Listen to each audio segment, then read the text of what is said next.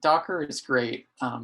It tells us how to install software. However, it doesn't tell us how to use software. And that's where descriptor languages that's where descriptor languages come in. They're the solution to this problem. And Louise will be going through them in her introduction to descriptors. So I'll just switch now. So today I'm gonna go over the descriptor training today. So we're gonna be walking through WDL in depth, but the high level concepts that we're gonna go over are largely shared across all the descriptors that Dockstore supports, like CWL, WDL, and Nextflow. So these shared concepts make it easier to translate from one language to the next.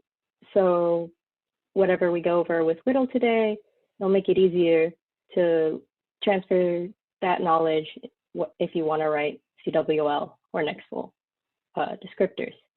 We'll also be providing a CWL and Nextflow version of all the examples and exercises in today's workshop, and we send home the take-home exercises and next steps in a syllabus format. So what are the common components and concepts shared by descriptors? So Andrew just went over how in-depthly about containers. So a container is a package of code with all its dependencies.